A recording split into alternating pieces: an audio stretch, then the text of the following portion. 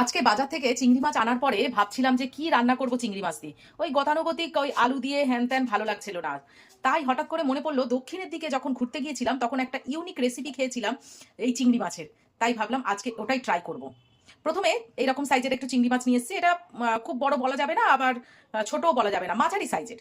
একটু হলুদ নিয়ে নিলাম, একটু নুন দিয়ে দিলাম, আর সামান্য একটু কালারের জন্য কাশ্মীরি লঙ্কার গুঁড়ো দিয়ে একদম ম্যারিনেট করে রাখবো 10 মিনিট।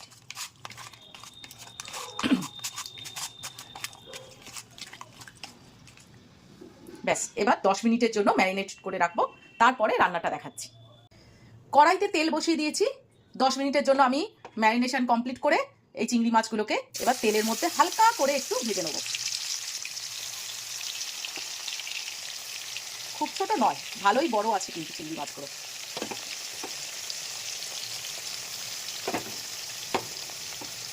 যে রেসিপিটা বানাচ্ছি একবার শুধু দেখো তোমাদের ভালো লাগে কিনা। 10 মিনিটের রেসিপি, কিন্তু আমার তো ওখানে খেতে খুব ভালো লেগেছিল, তাই ভাবলাম তোমাদের সঙ্গে শেয়ার করি। চিংড়ির কালার চেঞ্জ হয়ে গেছে, এইবারে চিংড়ি মাছগুলোকে তুলে রাখবো। চিংড়ি মাছটা আগে ভাজলাম এই কারণে যে চিংড়ি মাছের ফ্লেভারটা যেন তেলের মধ্যে চলে আসে। এইবারে কিছু ফোড়ন দেবো। কি দেবো? একটু মৌরি, সামান্য একটু মেথি, একটু কালো সর্ষে আর শুকনো লঙ্কা। এই ফোড়নটা এবার দিয়ে দেবো। আদার্স আর কোনো ফোড়ন যাবে না।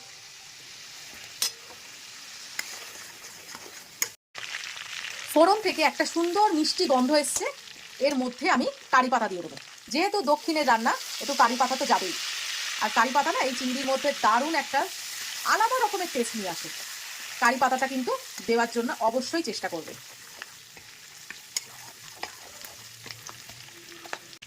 এইবারে দিয়ে দেবো একদম বড় সাইজের 3টে পেঁয়াজ কুচি করে।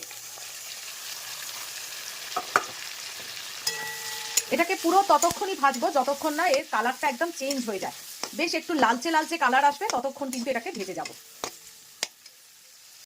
পেঁয়াজটা তাড়াতাড়ি যাতে নরম হয়ে যায় তার জন্য একটু নুন আর একটু হলুদ দেবো।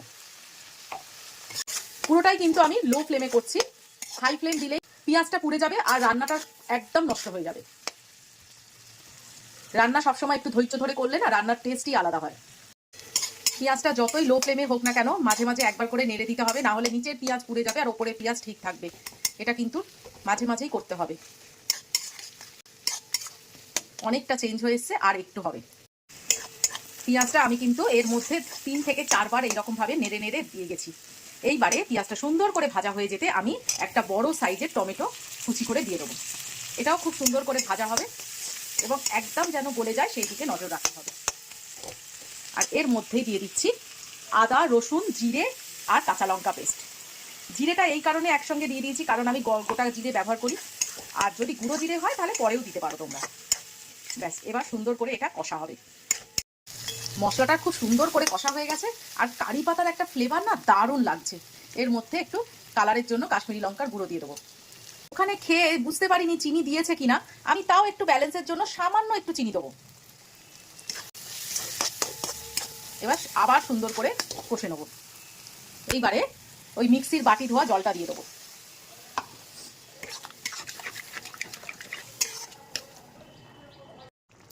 এইবারে বেশ কিছুটা ধনেপাতা কুচি দিয়ে দেবো, আর সঙ্গে দিয়ে দেবো এই চিংড়ি মাছগুলো।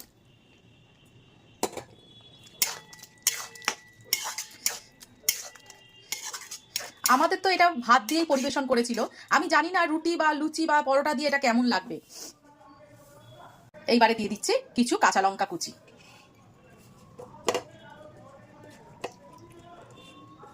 এই সময় একটু নুনটা দেখে নেবে, নুনটা কেমন হয়েছে। নুন আমার একটু কম হয়েছিল, তাই জন্য নুন দিয়ে দিয়েছি। দুর্দান্ত খেতে হয়েছে, বিশ্বাস করো, ঠিক যেই রকম খেয়েছিলাম ওইখানে। এখনো কমপ্লিট হয়নি, এটা প্রায় হয়ে এসছে। এইবারে দিয়ে দেবো একটু তেঁতুলের কাপ।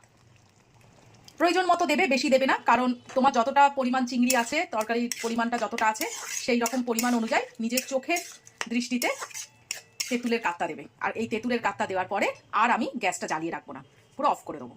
তো কেমন লাগলো অবশ্যই বলো। এটা আমরা সত্যি ভাত দিয়ে খেয়েছিলাম, অপূর্ব লেগেছিল চিংড়ি মাছটা খেতে।